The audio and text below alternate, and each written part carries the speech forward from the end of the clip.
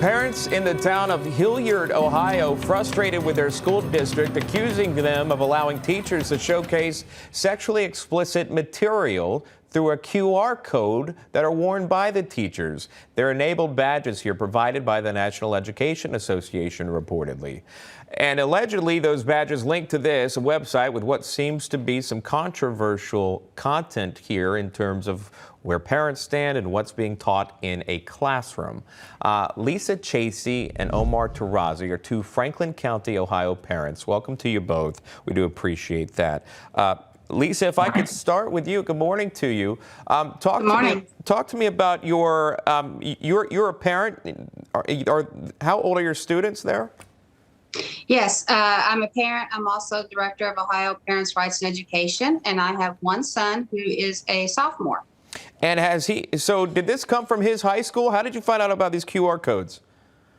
I actually found out about it from a very brave teacher who's a whistleblower at an elementary school in the district. She took a picture of the badge and sent it to me, and I immediately scanned the QR code and discovered that video that you're showing a screenshot of right now. Took me about 3 clicks to get to it, and I was literally horrified at the information that I found. So this is not a high school.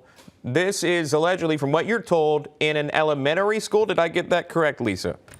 It's in all of our schools, elementary, middle, and high school. Okay. Omar, I'll move to you. Talk to me about your experience with these QR codes, where you stand with this. You have a child, I'm assuming, that is in this county as well, this district? Yes, I do. And just for the listeners to understand, because this is being pushed nationally, any teacher in the country can buy these badges for about $2. It just so happens that our school district teachers union decided to co-sponsor and put their own logo on it as well, and really mass distribute it to every single teacher. But it's being done all over the country because it's being pushed by the National Teachers Union. Now, as far as the actual badge itself, there's layers of problems with this badge. First of all, and by the way, as a starting point, we want all kids to be safe and all teachers to be safe. Now, what this badge does, it has a QR code. Within a couple of clicks, gets you, step-by-step guides to bondage and all kinds of sex acts that don't get enough play and all this other stuff. They told us, oh, this won't end up in the hands of students, but obviously when you flood a district with these badges all over the place, including the elementary buildings, it's getting in the hands of kids. Like that was a no-brainer that was going to happen. We'd asked them, can you just remove the QR code? Can you just reprint the badge with only the front? And they went forward anyway and said, no, we're just going to do whatever we want to do because we want to do this. Now, this adds other problems. For example, why are we dividing it also says I'm a safe person. So under what criteria is a teacher safe to talk to privately about sexual matters with a child? Any special training? No. Anything else, teachers are instructed you need to immediately send a kid to a counselor, talk to the parent, everything else. But when it comes to sex and sexuality, here's a badge with some material that's totally unvetted and all of that. And now you're qualified to have private conversations with kids about their sex and sexuality in elementary school and otherwise. I mean, I don't know if viewers are reading, but this is even inappropriate for me to show on air here.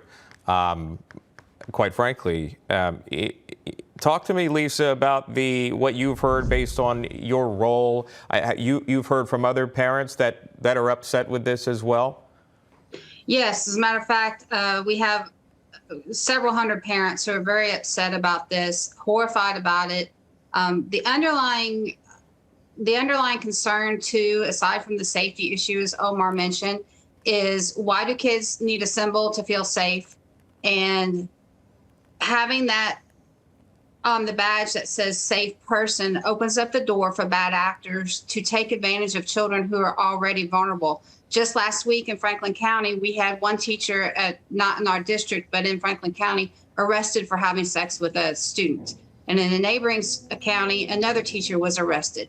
So having that badge say safe is really putting all of our kids at risk. And the badge is actually creating more division amongst teachers and amongst the students because the teachers are being bullied into having to accept the badge from the union president, who asks the question, are you friend or foe, when she hands them the badge.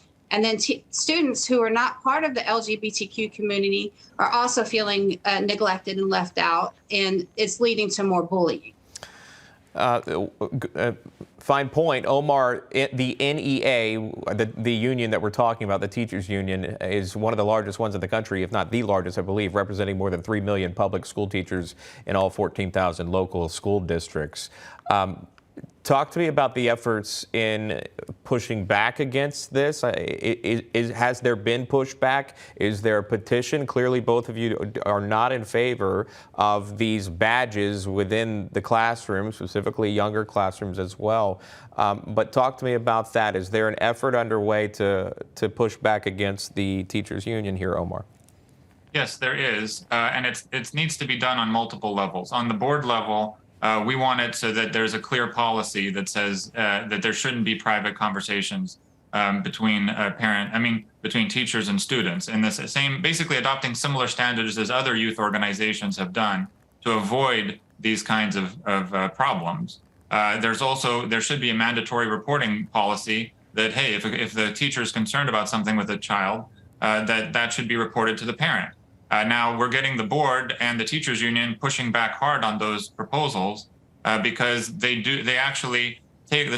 school district is actually taking the position that if a child in 3rd grade is identified as transgender by the teacher can give that child and support that child's alternate name, alternate sexual identity, and simultaneously lie to the parents and talk to the parents about, with the other identity and the other name. And maintain and that's okay for the school district to do, because, as they put it, they're in loco parentis. They can choose whether or not a parent is safe or unsafe to know what they're doing in the schools.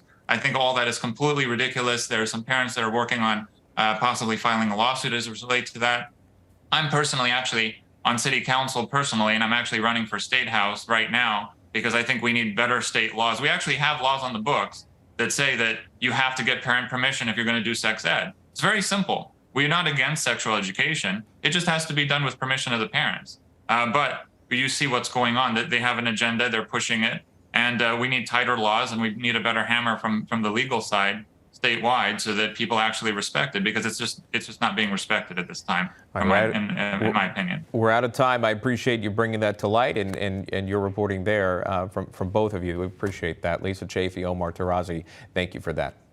Yep, thank you very much.